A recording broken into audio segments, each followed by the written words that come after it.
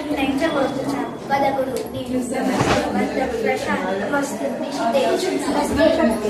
జయము జయము మన భారత మాతకు జయము జయము జయము. చదువులనిచ్చే సరస్వతి తల్లి చల్లగా చూడమ్మా.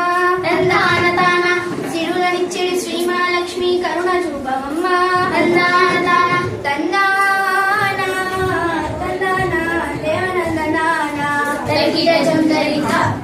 అక్క, ఈరోజు ఏం చెప్పుకోతున్నావు?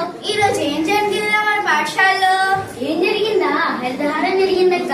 దాని గురించే రాయి కదా. ఓ, చెట్ల గురించా? ఇదే కదక్క, కొత్తగా ఉంది. ఈ రోజు మనం చెప్పుకోబోయే కదా వృక్షో రక్షిత రక్షిత.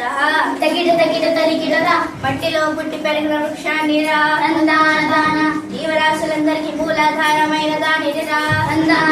జంతువులకు నీడనిచ్చే గూడు నేనేరా. 10 మంది కడుపు నింపే కూడు నేనేరా.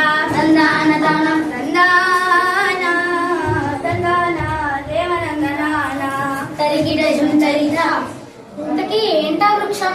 ఏంటా కదక్క? అయ్యలారా అమ్మలారా, ఈ పవిత్రమైన భూమిపై రాజనాలు పండే రతనాల నేలపై ప్రకృతి వనరులు చాలా ఉన్నాయి. ఆ ప్రకృతి వనరులో ఒకటి చెట్టు. ఇంతకీ ఏంటా ప్రకృతి వనరులు? ఖనిజాలు, నీళ్లు, చెట్టు, గాలి. ఓహో అక్క, నువ్వు బాగా చెప్తున్నావు. చెట్లు మనకు పండ్లు కూరగాయలు ఇస్తాయి కదా, ఇంకా ఏమి ఉపయోగాలున్నాయి? అది చెబుతా వినండి.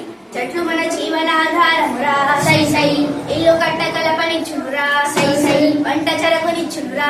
సై సై. ఔషధాలనిచ్చునురా. సై సై. కాగితం రబ్బరు జిగురునిచ్చునురా. సై సై. తందానా తందానా దేవనందనానా.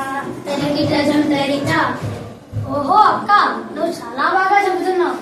ఓహో అక్క, నువ్వు బాగా చెప్పావు. చెట్లు మనకు పండ్లు కూరగాయలు ఇస్తాయి కదా, ఇంకా ఏమి ఉపయోగాలు ఉన్నాయి? అది సరే, మరి ఇన్ని లాభాలున్న వాటిని రక్షించడం ఎలా?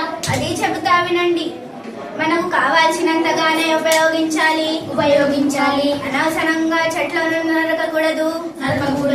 ప్రతి పుట్టినరోజు చెట్లు నాటండి. నాటడమే కాదు, వాటిని సంరక్షించండి. తందానా తందానా దేవనందనానా.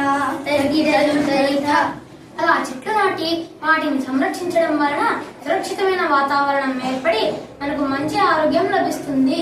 అలాగే భావితరాల వారికి మంచి భవిష్యత్తు అందించిన వాళ్ళం అవుతాము. ధన్యవాదాలు.